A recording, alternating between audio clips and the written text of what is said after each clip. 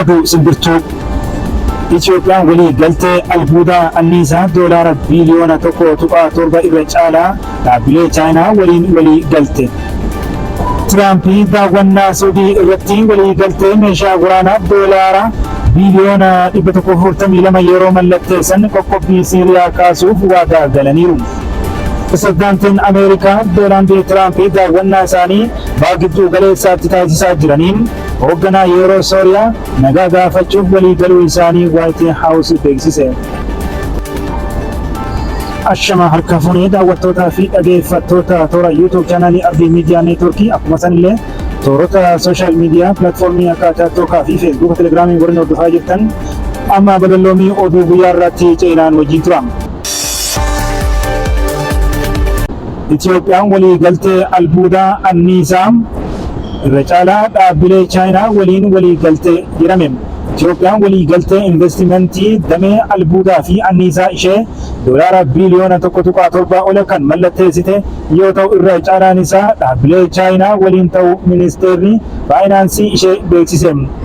Biyyi baha Afrikaa kun ji'a Yuunii darbee fandii mallaqaa idila addunyaa waliin walii galtee sagantaa waggaa afuriif doolaara biiliyoona 3.4 kan raawwatte yoo ta'u mallaqni birrii ishee yaa'uu fi gurmaa'iinsa liqaa doolaara biiliyoona 8.4 liqeessitoota ofii isaa waliin xumuruuf dhiibbaa gochuu dabalatee sochii haaromsa fagoo ga'aa ta'e gidduutti argama. Ministeerri mallaqaa ibsa kibxata galgala baaseen dhaabbileen konfiraansii investimentii biyyoota lama magaalaa Finfinneetti gaggeeffamu irratti hirmaatan doolaara biiliyoona 1.7 ol gara biyyatti galchuuf waliigaltee mallatteessaniiru.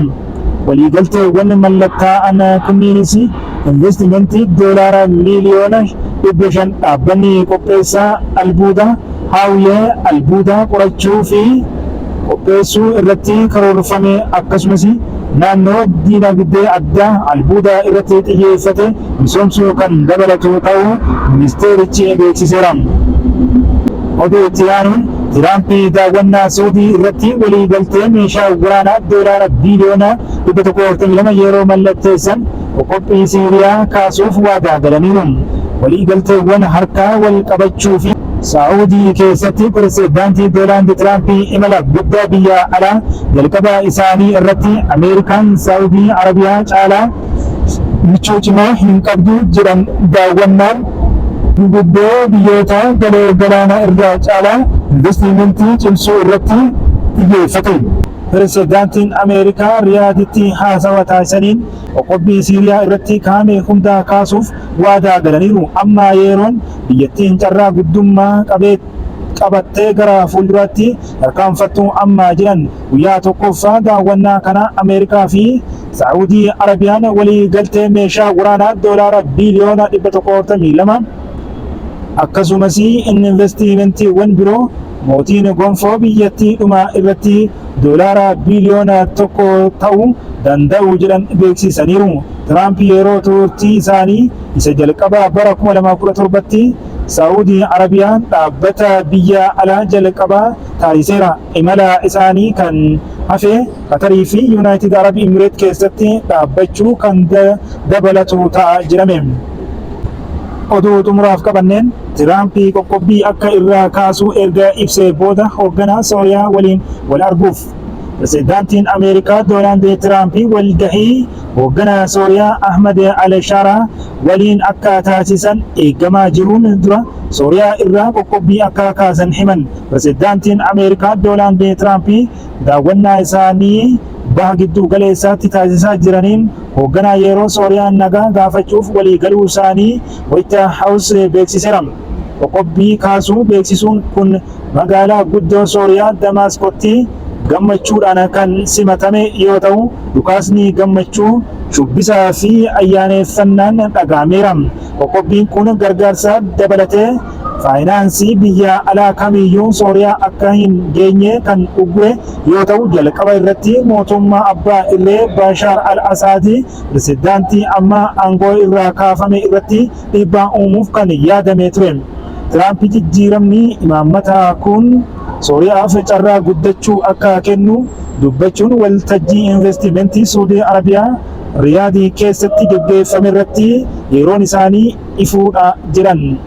Ministeerri dhimma alaa Sooriyaa Asaad Al-Shaayibaaniin gaafii fi deebii dhaabbata oduu mootummaa biyyattii Saanaa waliin taasisaniin murtee kana biyyattiidhaaf jijjiirama murteessaadha jechuun dinqisiifataniiru.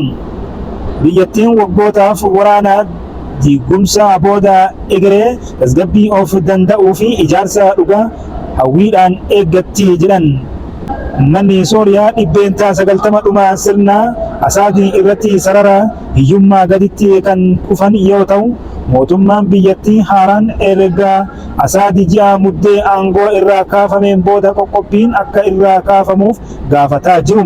Al-Sharaa dhuma bara darbee irratti gaafiif deebii BBC waliin taasisaniin Sooriyaa addunyaaf balaa akka hin taane ibsuun qoqqobbii irraa ture akka kaafamu gaafatanii ture. Akkasumas gareen Islaamummaa Asaadii aangoo irraa buuse Hayaati Tahriiri Al-Shaam akka dhaabbata shororkeessummaa irraa haqamus gaafataniiru. Gareen Al-Qaayidaa irraa bara 2016tti adda bahuun sochii jalqabee kun UN, US, EU fi UK fi kanneen biroo hedduudhaan shororkeessaa jedhamuun moggaafameera. Al-Sharaa torban darbee pirezidaantii Faransaay Emmanuel Macron waliin ibsa waloo gaazexeessitootaaf kennaniin waamicha kana irraa deebi'uun qoqqobbiin kun sirna duraanii irratti kan kaa'ame sababa yakka inni raawwateen sirni sun amma hin jiru jedhan. Hoogganaan Siiriyaa kun erga gareen isaanii gareen Islaamummaa Sunnii haleellaa finciltoota kan wal waraanaa hamaa waggoota 13 booda sirna Bashar al-Asaadii uffisuun muddee keessa injilicha dursaniin booda saba xiqqaa itti tiksuu fi waadaa galaniiru. Haa ta'u malee ji'a bitootessaa keessa naannoo qarqara galaanaa lixaatti walitti bu'iinsa humnoota nageenyaa haaraa fi amanamtoota Asaadii gidduutti gaggeeffameen namoota nagaa dhibbaan lakkaa'aman garee alaawitoota xiqqaa Asaad irraa dhufan irratti raawwatamee ture hawaasa xiqqaa biratti sodaa cimsee jira. Akkasumas gareewwan hidhattoota Islaamummaa humnoota nageenyaa fi qabsaa'ota amantii xiqqaa Druze irraa dhufan gidduutti walitti bu'iinsi lubbuu namoota galaafatee uumameera. Beeksisni US Al-Sharaa fi jajjabina guddaa yoo ta'u, US kanaan dura hanga dhimmoonni akka mirga namoota xiqqaa biyyattii keessatti tarkaanfatanitti qoqqobbii Sooriyaa irratti kaa'ame akka hin kaafne dubbatteefis jijjiirama imaammata alaa guddaa agarsiisa. Tiraamp akka jedhanitti labsii isaanii kun gaafii mootii Saawudii Arabiyaa Mohammed bin Salmaanii fi pirezidaantii Turkii Tayyib Erdogan dhiyeessan hordofee akka ta'e dubbatan. Daawwattootaa fi dhaggeeffattoota toora YouTube chaanaalii Arbii Miidiyaa Neetwoorkii fi pilaatfoormii sooshaal miidiyaa kanneen biroo kan akka TikTok, Facebook, Telegram warreen hordofaa jirtan hundi keessanuu amma kahaa dhuftan sabiskiraayib gochuun, follow gochuun, share gochuudhaan waliin gahaa maatii keenya ta'a hanga oduu biraa qabadhee dhiyaadhutti fayyaanaa ta'a.